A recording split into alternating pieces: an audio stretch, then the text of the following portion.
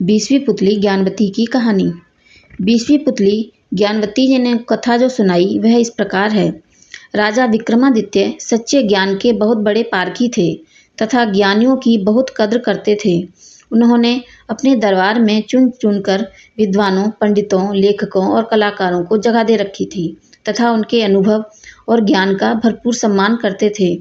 एक दिन way one में किसी कारणवश विचरण कर रहे थे तो उनके कानों में दो आदमियों की बातचीत का कुछ अंश पड़ा। उनकी समझ में आ गया कि उनमें से एक ज्योतिषी है तथा उन्होंने चंदन का टीका लगाया और अंतर्ध्यान हो गए। ज्योतिषी अपने दोस्त को बोला, मैंने ज्योतिष का पूरा ज्ञान अर्जित कर लिया है और अब मैं तुम्हारे भूत, वर्तमान और भविष्य के बारे में सब कुछ स्पष्ट बता सकता हूँ। दूसरी उसकी बातों में कोई रुचि न लेता हुआ बोला, तुम मेरे भूत और वर्तमान से पूरी तरह परिचित हो, इसलिए सब कुछ बता सकते हो और अपने भविष्य के बारे में जानने की मेरी कोई इच्छा नहीं है। अच्छा होता तुम अपना ज्ञान अपने तक ही सीमित रखते। मगर ज्योतिषी रुकने वाला नहीं था। वह बोला, इन बिखरी हुई हड्डियों को देख रहे हो? मैं इन हड्डियों को देखते हुए बता सकता हूँ कि हड्डियाँ किस जानवर की हैं तथा जानवर के साथ क्या क्या बीता। लेकिन उसके दोस्त ने फिर भी उसकी बातों में अपनी रुचि नहीं जताई। तभी ज्योतिषी की नज़र जमीन पर पड़े पद चिन्हों पर गई। उसने कहा, ये पद चिन्ह किसी राजा के हैं और सत्यता की जांच कर तुम खुद कर सकते हो। ज्योतिषी के अनुसार राजा के पाँव में ही प्राकृतिक रूप से कमल का चिन्ह होता है, जो यह स्पष्ट नजर आ रहा है। उसके दोस्त ने सोचा कि सत्यता की जांच कर ही ली जाए, अन्यथा वह ज्योतिषी बोलता ही रहेगा। पद चिन्हों का अनुसरण करते करते वे जंगल में अंदर चल गए। जहाँ पद चिन्ह समाप्त होते थे वहाँ कुल्हाड़ी के लिए एक लकड़हारा खड़ा था तथा कुल्हाड़ी से एक पेड़ काट रहा था। ज्योतिषी ने उसे अपने पांव दिखाने को कहा। लकड़हारे ने अपना पांव दिखाया तो उसका दिमाग चकरा गया। लकड़हारे के पांव पर प्राकृतिक रूप से कमल के चिन्ह थे। ज्योतिषी ने जब उससे उसका असली परिचय पूछा तो वह लकड़हारा बोला कि उसका जन्म भी एक लकड़हारे के घर में हुआ है तथा वह कई पुश्तों से यही काम कर रहा है।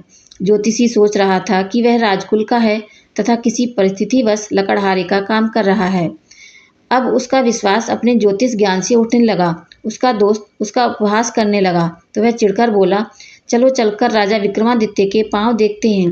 अगर उनके पांव पर कमल चिन्ह नहीं हुआ तो मैं समूचे ज्योतिष शास्त्र को झूठा समझूंगा और मान लूंगा कि मेरा ज्योतिष अध्ययन बेकार चला गया। वे लकड़हारे को छोड़कर उज्जैन नगरी को चल पड़े। काफ़ी चलने के बाद राजमहल पहुँचे। राजमहल पहुँचकर उन्होंने विक्रमादित्य से मिलने की इच्छा जताई। जब विक्रम सामने आए तो उन्होंने उनसे अपना पैर दिखाने की प्रार्थना की। विक्रम का पैर देखकर ज्योतिषी सन्न रह गया। उसके पांव भी साधारण मनुष्य के पांव जैसे थे। उन पर वैसी ही आड़ी तिरछी रेखाएं थीं। कोई कमल चिन्ह नहीं था। ज्योतिषी को अपने ज्योतिष ज्ञान पर नहीं बल्कि पूरे ज्योतिष शास्त्र पर संदेह होने लगा। वह राजा से बोला, ज्योतिष शास्त्र कहता है कि कमल चिन्ह वाले पांव में मौजूद हो वह व्यक्ति राजा होगा, मगर यह सरासर असत्य है। जिसके पांव पर मैंने ये चिन्ह देखे वह पुश्तैनी लकड़हारा है। दूर दूर तक उसका संबंध किसी राजघराने से नहीं है। पेट भरने के लिए जी तोड़ मेहनत करता है तथा हर सुख सुविधा से वंचित है। दूसरी ओर आप जैसा चक्रवर्ती सम्राट, जिसके भाग्य में भोग करने वाली हर चीज है, जिसकी कीर्ति दूर दूर तक फैली है, आपको राजाओं का राजा कहा जाता है, मगर आपके पाँव में ऐसा कोई चिन्ह मौजूद नहीं है। राजा को हंसी आ गई और उन्होंने पूछा, क्या आपका विश्वास अपने ज्ञान तथा विद्या पर से उठ गया? ज्योतिषी ने जवाब दिया, बिल्कुल, मुझे अब रत्ती भर भी विश्वास नहीं रहा। उसने राजा से नम्रतापूर्वक विदा लेते हुए अपने मित्र से चलने का इशारा किया। जब वह चलने को हुआ तो राजा ने उसे रुकने को कहा।